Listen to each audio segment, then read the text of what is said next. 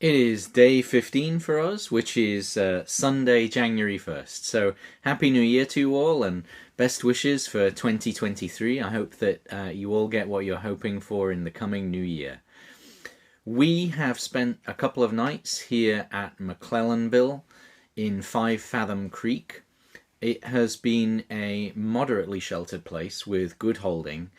We've had some times where the wind and the tidal current were in conflict, and that has led to some less comfortable periods aboard the boat. But apart from that, it's mostly been quite nice. We've seen lots of bird life. I even saw some dolphins around the boat yesterday in the morning, so that was nice. It's always cool to see them.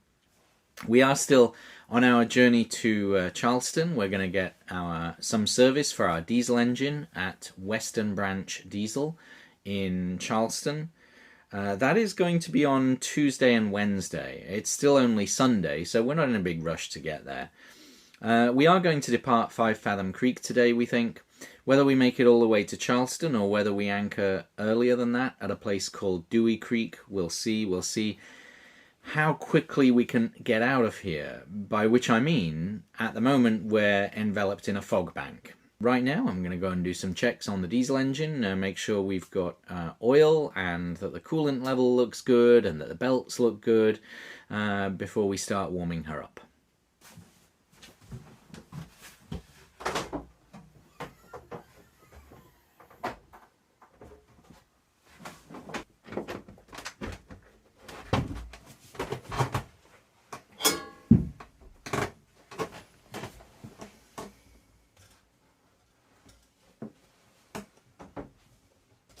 I just got done telling you how foggy it was, and I came up here to do some checks, and actually the fog bank seems to have cleared. So that's kind of interesting. While we've been anchored here, as with everywhere that we've anchored, we've been using our Vespa Cortex to monitor our anchor and make sure that we're not dragging. Of course, we do manual checks as well. You can see right now it's showing the little icon pointing up to the top right. That shows us facing into the current because the tide is going out, and so the boat in theory is facing into the current. And if I just show you over the side for a second, you'll see a pretty reasonable current. This isn't peak. The peak of the ebb current will be later, but you can see where the chain and the bridle enter the water, you get a good indication of the current. So that's how that all looks. Well, we just weighed anchor here in 5 Fathom Creek, and we're on our way back to the ICW, which is just over there.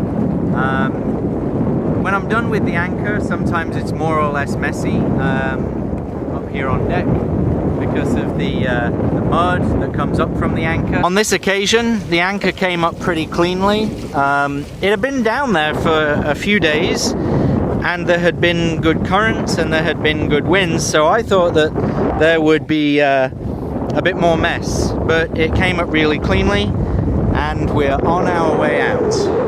So yeah, steer clear of the green marker at this point on the channel, I guess.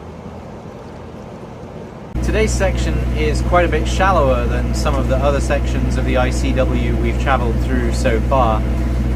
Just a few minutes ago, of course, you know, we encountered a barge, and where do you encounter a barge? Not in a nice wide section where it's deep and everyone's got lots of room to manoeuvre. Oh no, always inevitably one encounters traffic in difficult situations. Let us show you.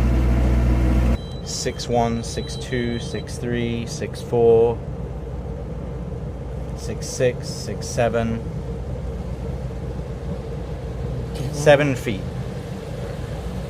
7'2", 7'3", 7'1", 7'2", 7'5", 7'8",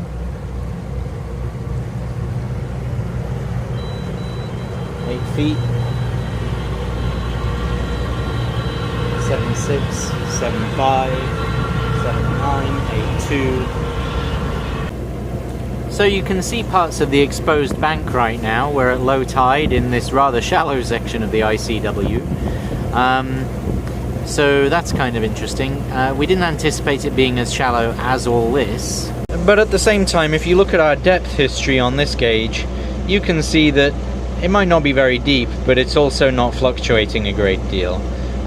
We usually tell people that we draw just under 5 feet.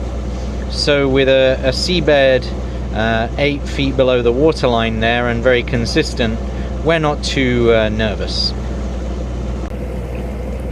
So one of the features of this boat is that it, when the engine's running, it actually heats the water in the hot water heater. So we can have hot water even without running the hot water heater, which we usually cannot do unless we have shore power. So tonight, we'll be able to have hot showers because we've been out running the motor. So David's really excited about that. I am. So even though it's the middle of winter, and even though we are not particularly far south, nevertheless, our solar panels here are doing reasonably well. Right now, they're about 150 watts coming out of there. I've seen as high as 200 watts earlier today, just as a momentary peak. That's not at all representative. And so it is going to make a contribution today to our power budget. The 3 panels between them have a theoretical maximum power of 525 watts. Of course, I'm probably never going to see that. The solar panels were, incidentally, the whole reason we replaced the canvas. The canvas here would have been fine as it was, just for us living with it, but it wouldn't have supported the solar that we wanted to install up here. So that kind of forced us to get new canvas, and now we're getting electricity as a result. We have brought Whitetail to Dewey Creek, just outside of Charleston, South Carolina. We've stopped just short of Charleston so that tomorrow we have a nice easy journey in. We can coordinate our time with the tides, and tonight we'll have a pleasant night here in Dewey Creek. It's quite pretty. It's not quite as isolated and pristine as where we were before, 5 Fathom Creek at McLennanville. But nevertheless, it's very nice, and it's a lot quieter than it would be anchoring in Charleston itself, where there's a lot of wake, there are strong currents, it's kind of noisy, there's a lot of industrial traffic. This is a lot better than that. So, successful conclusion to the day, I think. We now have hot water. Having run the motor, we've got hot water.